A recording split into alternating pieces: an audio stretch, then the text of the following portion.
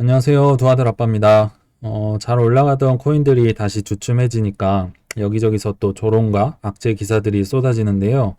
투자 수익률은 모욕의 대가라는 캔피셔의 말이 최근 또 실감나고 있습니다. 근데 이 화면을 보시면 성공하기 위해 멀리하면 좋은 9가지에서 코인 투자가 당당하게 세 번째 자리를 차지합니다. 심지어 이 정크푸드 도움 안 되는 친구랑 거의 동급인데요. 얼마나 이 모욕적인 일인가요, 이게? 근데 이 모욕을 잘 견디면 어떻게 되는지 제가 뒤에서 한번 말씀드려 보겠습니다. 일단 최근 분위기는 나쁘지가 않았어요. 이 구글도 뭐 15억 달러 블록체인 회사에 투자를 했고 한 2조 정도 됩니다.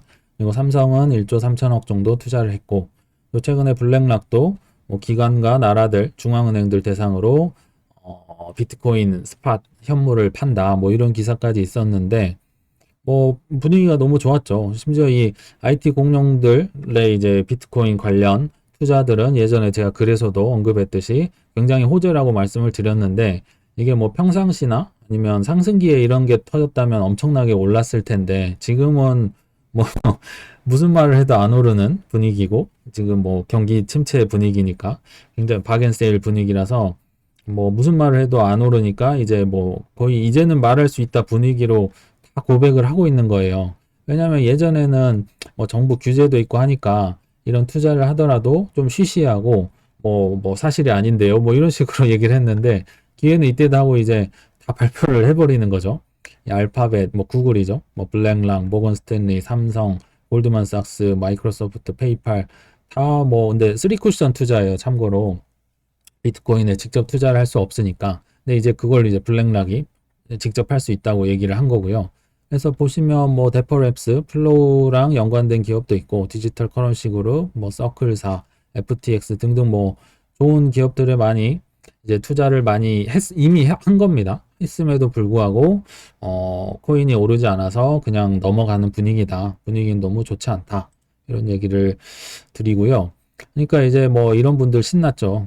피터 시프 이분도 이제 비트코인 회의론자신데 비트코인 지금이라도 매도해야 수년간 계속 조롱하고 떨어질 때마다 나타나시는 분이에요. 이분이랑 뭐 나심 탈레브 이런 분들 나타나면 거의 단기 저점이라고 보시면 되는데 근데 문제는 웃긴 거는 이분도 푸에르토리코의 은행에 투자를 해가지고 그 정부한테서 은행 뺏겼어요. 정부가 통제해가지고 이분이 오히려 비트코인이 제일 필요하신데도 아직까지도 이러고 있어요. 이런 거 보면 참 신기한 것 같기도 하고 또 이걸 보면 코인베이스에서도 이제 4개 중에서 한 개, 그러니까 한 25% 정도는 상장 때 내부자 거래를 한 것 같다.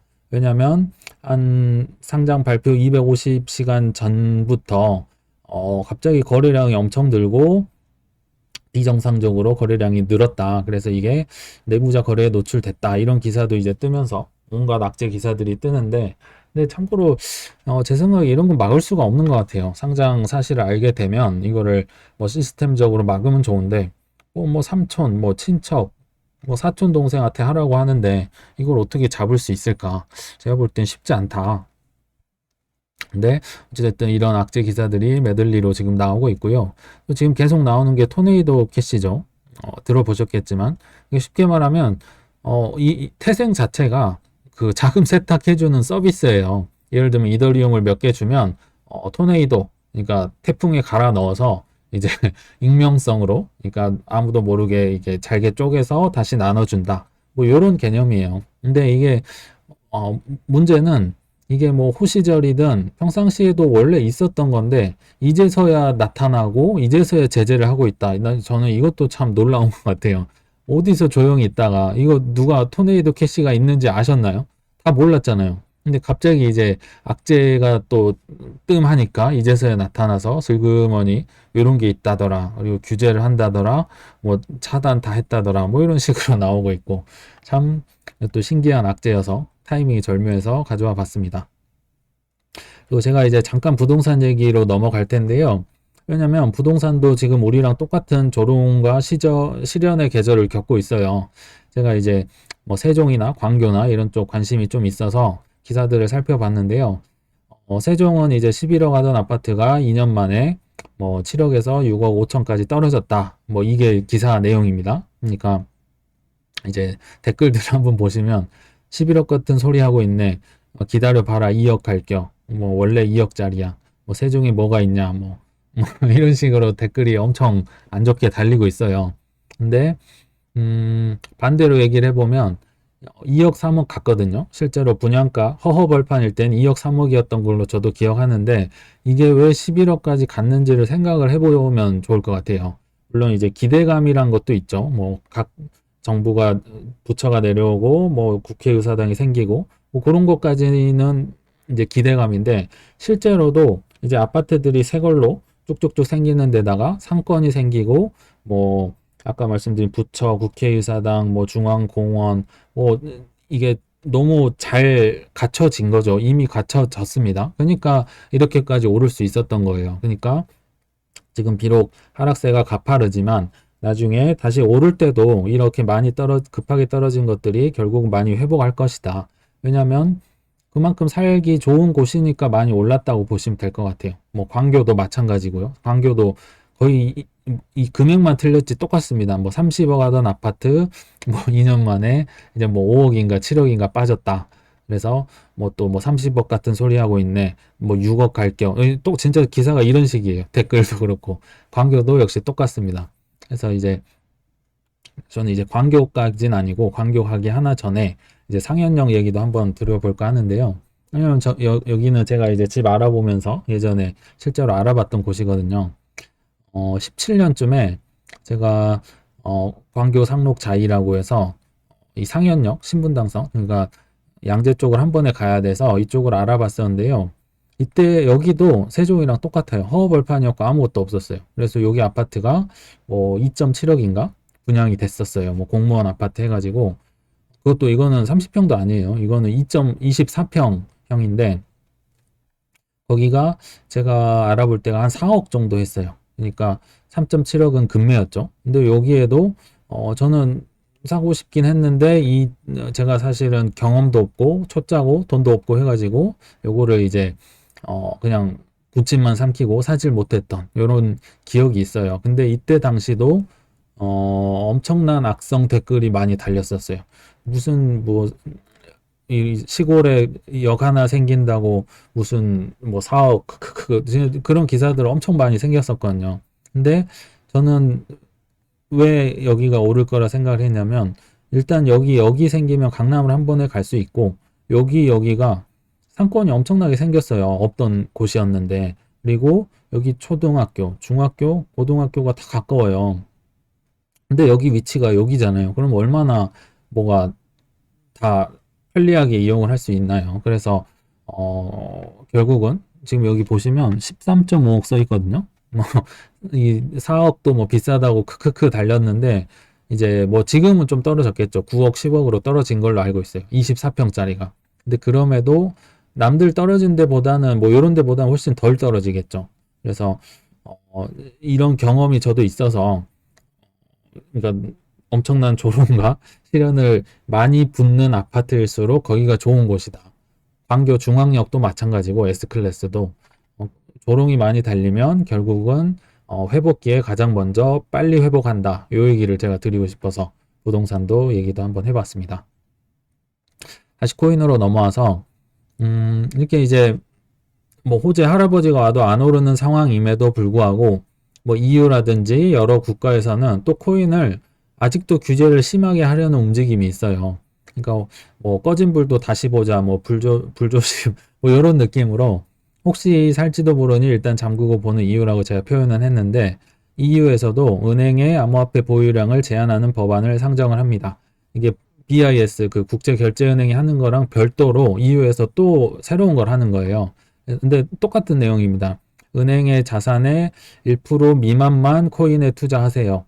근데 스테이블 코인은 대신에 뭐 안정적이고 뭐 자기들 채권 가지고 있으니까 달러랑 보유량 제한을 두지는 않겠다. 근데 코인은 위험하니까 제한하겠다. 지금 이런 얘기를 하는 거예요. 그러니까 왜 이렇게까지 해야 되나? 이제 뒤에서 말씀드릴 텐데 캐나다도 지금 똑같은 행동을 합니다. 그러니까 캐나다 거래소가 특정 코인 매수를 하는데 제한 정책을 펼친다고 해서 비탈릭이 이제 강력하게 비판을 했는데요. 특정 코인이 아니고 거의 대부분 코인입니다. 그러니까 비트코인, 이더리움, 라이트코인, 비트코인 캐시 이 네 개 빼고는 모든 코인을 살 때 3만 불 이하만 사. 지금 요게 캐나다의 이 정책이에요. 그러니까 3만 불 얼마 안 되잖아요. 그러니까 참 비탈릭 부테린도 어이가 없어서 비판을 하고 있는데, 그러면 EU도 그렇고 캐나다도 그렇고 BIS도 그렇고 왜 이렇게 할까? 일단 이분들 기득권층은 달러나 이 달러를 통해서 돈을 버시는 분들이잖아요. 돈 찍어내고 IMF. 그러니까 이 코인이 너무 싫은 거예요. 뭐 다들 달러나 뭐 부동산이나 주식 이런 걸로 돈 벌어야 되는데 내가 가지고 있으니까. 그러니까 내가 안 가지고 있고 대중들이 부자 되는 건 싫다. 이게 첫 번째 이유고, 두 번째는 이제 다 같은 소리인데요. BIS 1%나 캐나다 3만 불이나 어차피 막을 수 없다는 걸 이들도 이제 인정을 했어요. 그래서 규제를 하기 싫은데, 왜냐하면 규제를 한다는 자체가 이제 합법화란 뜻이거든요. 근데 결국 못 막으니까 어쩔 수 없이 1%, 3만 불 이렇게 말도 안 되게 낮은 어, 기준으로 해서 선 규제를, 그러니까 쉽게 말하면 선제 공격을 해버리는 거예요. 나중에 이제 이 비트코인이 많이 오르고 뭐 사람들 핫해지면 이제 뭐 청원을 하든 소송을 해서 뭐 1%가 아니라 5%로 올려주세요, 뭐 10만 불로 올려주세요, 뭐 이런 식으로 올리겠죠. 근데 일단은 지금은 인기가 없으니까 그래 좋아 1% 미만만 사, 이렇게 이제 규제를 선제 공격을 해버리는 거예요. 쉽게 말하면 뭐 간 보는 거죠. 일단은 뭐 요거 한번 찔러보고 먹히면 그냥 그대로 두고 소송하면 이제 다시 좀 조율하고. 그래서 결국은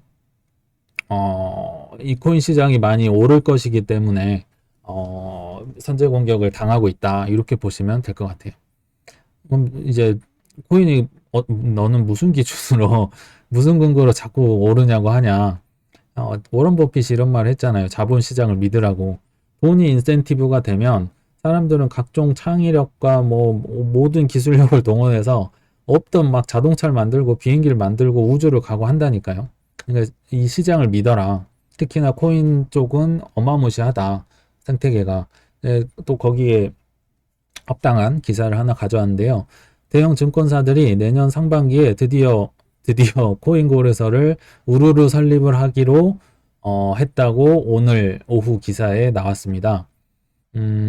미래에셋, NH, KB, 신한금융투자에서 다 이제 코인 거래소 한대요. 그러니까 업비트 경쟁자들이 생기는 거예요. 코인 사고 팔고 할 수 있게 한다는 거예요. 예전에는 이제 하도 박상기 장관이랑 은성수 뭐 금융위원장이 하도 때리니까 다 숨어 있다가 이번 정부 들어서니까 코인에 좀 친화적이고 좀 합법적으로 규제하려고 하고 하니까 분위기가 좋잖아요. 그러니까 이제 기회는 이때다 하고 다 코인 거래소 만든다는 거예요. 그래서 올해 말까지 이제 인가 받고 이제 법인 설립하고 이제 내년 상반기, 내년 초부터 이제 코인 사고 팔고 하겠다 이거죠. 게다가 가상자산 거래소뿐만 아니라 독자적인 사업 모델을 모색하고 있다. 이게 너무 많잖아요. NFT, 메타버스, 디파이, 뭐 무브투원, 뭐 플레이투원 등등등. 그러니까 이렇게 다 뛰어든다. 정말 창의력을 어마무시하게 발휘할 수 있는 새로운 분야다. 고 보시면 될 것 같고. 근데 하나 보시면 여기 삼성이 없잖아요. 왜 삼성이 없는지는 기사에는 자세히 안 나와 있는데 제가 그냥 생각을 해봤거든요. 삼성은 일단은 뭐 업계 나름대로 상위권이고 너무 보수적이고 잃을 게 많아요. 그러니까 결제를 올려도 이제 보수적인 분들이 뭐 커트를 했을 가능성도 있고, 또 이 기사를 보시면 이런 얘기는 있어요. 삼성은 아직도 스터디 중이다. 그리고 이쪽 분야 인원을 채용을 모집을 했는데 뭐 채용이 실패했다. 뭐 이런 식으로 써 있어요. 그러니까 여기는 아직 잃을 게 많고 지금도 먹고 살만하니까 안 움직이는 거고, 이제 여기는 다 움직이는 거고. 그래서 내년 초부터도 참 거래소가 많이 생길 거다. 또 뭐 뭐 수수료 인하한다든지 여러 개 혜택을 주면서 이제 업비트 고객을 뺏어 가겠죠.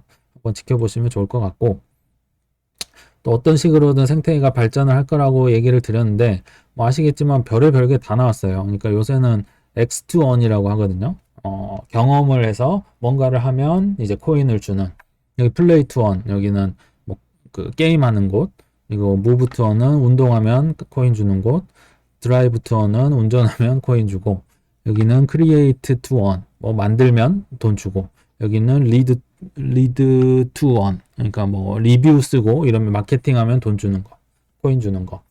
그러니까 사실은 이런 것들 다 돈으로 그냥 하면 되거든요. 근데 이런 코인을 주는 게, 일단 코인은 주는데 그 코인을 쓰는 생태계가 커지면 이게 같이 커질 수밖에 없어요. 예를 들면, 스타벅스 쿠폰 받으면 우리 스타벅스 쿠폰 그거 쓰러 스타벅스 가잖아요. 그러니까 스타벅스 뭐 여러 군데 있고 다 쓰이니까 그거를 돈처럼 받는 거예요. 충전도 하고. 근데 이런 것들이 많이 생기고 생태계가 커지면 이 코인으로 여기서도 쓰이고 여기서도 쓰이고 하면 이거 당연히 쓰겠죠. 사람들이 편하니까. 뭐, 뭐 유행 따라 간다고 뭐 유행이 확장될 수도 있는 거고. 심지어 뭐 이런 것도 있어요. 대학교에서 어떤 교수님이 이제 똥을 누면 똥의 양만큼 코인을 주는 그런 것까지 개발해가지고 실제로 이 대학교에서 그 코인을 받아서 이제 뭐 매점이든 뭐 과자를 사 먹든 바나나를 사 먹든 다 할 수 있는 거예요. 이런 별의 별게 이제 다 나온다니까요. 창의력이 발휘가 되니까. 그리고 이것도 이제 NFT인데 예전에 그 신세계 푸빌라 그 NFT 만들었다고 얘기했잖아요. 근데 롯데홈쇼핑은 어설프게 따라해서 NFT 다 실패했다고 말씀을 소개를 드렸는데 이 벨리곰 NFT 이제 제대로 다시 준비해가지고 뭐 1초 완판됐다. 뭐 9월 1일 날 등급 공개하겠다. 뭐 이런 식으로 다시 이제 작정을 하고 지금 만든 거죠. 신세계 따라하려고. 그러니까 어설프게 하면 안 되고 그리고 이것도 이제 NFT 1초 완판이라는데 무슨 1초 완판 됐을까요? 저는 롯데에서 당연히 다 사버려가지고 기사 내려고 이렇게 했다고 보고 있고요. 어쨌든 뭐 9월 1일 날 등급 공개 신세계가 했던 거랑 똑같이 백화점 등급을 이제 랜덤으로 사람들한테 주는 거예요. 뭐 운이 좋으면 이제 높은 뭐 VVIP 등급이 나올 거고 대부분의 경우는 별로 안 좋은 뭐 등급이 나오겠죠. 근데 이런 식으로 신세계를 따라하면서 추격을 한다. 결국은 돈이 되니까 이쪽 분야가 굉장히 개발이 되고 실생활에 쓰이면서 성장을 할 것이다. 저는 이렇게 비록 지금 가격은 많이 떨어져 있지만 그런 얘기를 드리려고 기사들을 가져왔고요.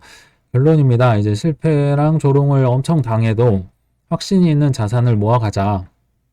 그게 저한테는 이제 비트코인인데 다른 분들은 뭐 잠깐 잘 알고 뭐 떨어져도 확신이 있는 걸 투자를 해야 되잖아요. 어떤 분들은 주식이 될 거고 어떤 분들은 부동산이 될 거고 어떤 분들은 뭐 ETF인데 석유, 환율, 금 그리고 아니면 자기 사업을 한다든지 여러 분야가 있을 텐데 자기가 확신이 있는 걸 하셔라 이 얘기를 드리고 싶고 뭐 성공하신 분들의 이제 거의 뭐 조상이죠.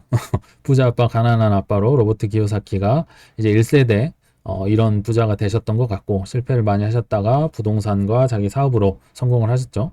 이제 2세대가 부의 추월차선을 만드신 분, 뭐 자기 사업도 하시고 해서 성공을 하셨고 요거를 보고 이제 지금 엄청나게 핫하죠. 역행자라는 분.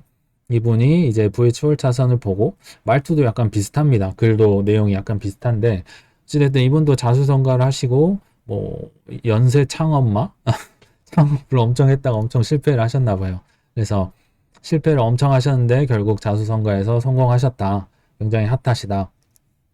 그리고 제가 자주 보는 비투슈아라는 코인 유튜버 분도 계신데 이분도 자기 본인의 이제 코인 얘기를 할 때는 이렇게까지 조회수가 안 나왔는데 본인이 파산했다는 얘기를 뭐 코인과 아무 상관도 없고 뭐 둘째 아들 어디 발에다 주면서 그 기다리는 차 안에서 찍은 영상인데 하루 만에 10만 회 넘게 조회가 폭발하면서 많은 사람들의 뭐 공감도 되고 위로도 되고 이랬던 것 같아요. 그래서 이런 분들의 실패 사례를 들어보면 참 눈물 없이 들을 수가 없는데요. 특히나 이 비투슈아 분은 뭐 파산도 당하시고 그때 이혼도 당하고 또 뭐 투자자 소송도 당하고 참 진짜 눈물 없이 못 듣습니다. 한번 들어보셔도 좋을 것 같은데 그럼에도 불구하고 내가 옳다고 생각하는 자산이나 사업을 끊임없이 밀어붙여서 결국은 성공합니다. 엄청 실패를 했지만 그래서 우리도 이게 누가 새벽에 깨워서 이거 왜 투자하는데 탁 치면서 물어봐도 술술 얘기가 나올 정도로 공부도 하고 확신을 쌓아 가셔서 결국 성공적인 투자를 다들 하셨으면 좋겠습니다. 네, 시청 감사합니다.